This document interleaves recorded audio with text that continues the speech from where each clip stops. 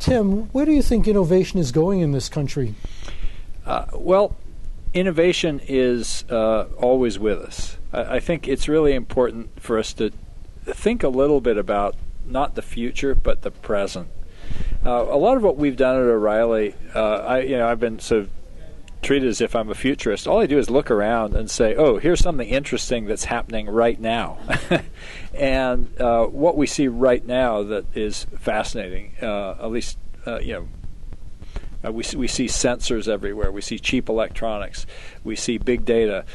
We see people trying to figure out new ways to make a living. We see the way that computers are interpenetrating with the real world. Is that the future of innovation? I don't know, but is it interesting? Absolutely. In a sense, it's empowering people to get control over technology so they can use it to their own purposes. And to even just have that worldview is very important, that I can change things. The technology's not being foisted on me. It's something that I can use. It's a set of tools, to run a Little League team, to participate in my community in different ways, to learn how to do new things, maybe to start a business. But I think what's driving it is that we have new tool sets to work with, microcontrollers and 3D printers, that allow us to do things that at a sort of minimal cost that we couldn't do before. Again, to think about what did it mean when we had personal computers and then we added a printer to the personal computer? It opened up a wide range of applications, made the computer itself more valuable, created services, created software for doing that. So I think we're seeing hardware, software, services, products come out of the maker movement. Yeah, it's interesting to think about. Dale brought up computers plus printers. That's where we started O'Reilly Media. We were a child of the desktop publishing revolution. Suddenly, we could make our own books, and we did. And we grew up and became a major publisher of technical materials. I think you're seeing the same thing now in a whole lot of other areas. There are new tools, and people are figuring out new things to do with those tools. I would say that innovation goes in cycles.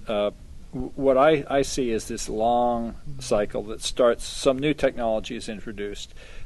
People who are excited about it pick it up and start playing with it. Just think back to the beginnings of the auto industry or commercial flight, driven by enthusiasts, just like the computer industry, driven by enthusiasts. Along come entrepreneurs.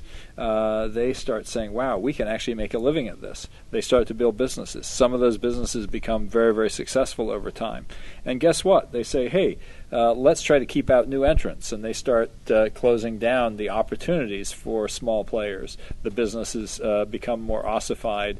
And guess what? Innovation is this drive in people. So it moves somewhere else. My thinking on this is really shaped by, the arc of my experience in the computer industry. When the PC was introduced, it was incredibly innovative, empowering. All these people came into the industry.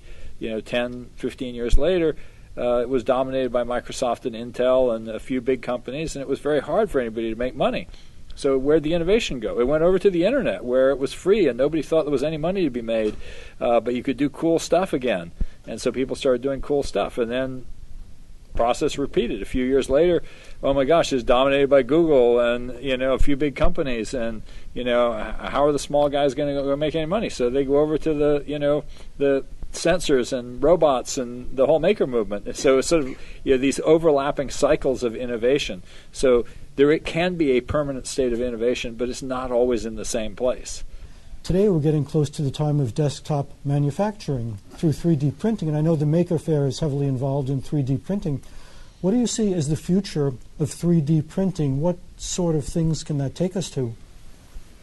Well, I think in the simplest sense, it allows us to manufacture one of something, which is pretty interesting when you get into things that, like a medical, a prosthetic. For instance, it could be, if you think about, we make things that are small, medium, and large, but when you want to make something that's specific to a precise measurement, that's something we could do with 3D printing.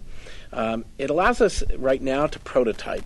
To be able to create a physical object of an idea and be able to share that that prototype with other people, put it in someone else's hands, which is how they can understand it and begin to think about it.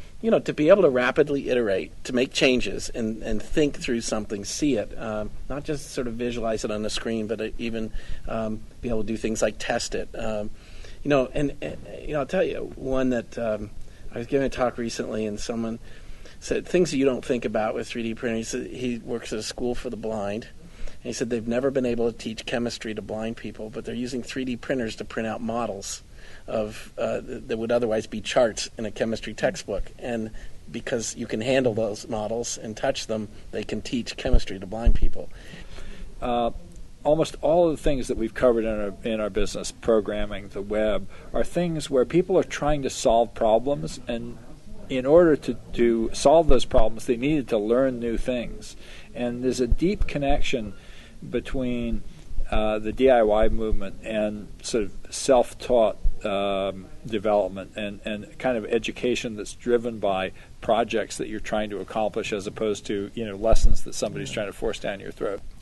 From a policy point of view, I think we've been training people to be way too passive.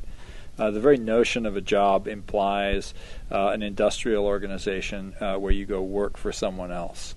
And yet a great number of the jobs in this country and any country are created by people who create them for themselves. Small entrepreneurs starting small businesses. Some of those businesses fail, some of them succeed.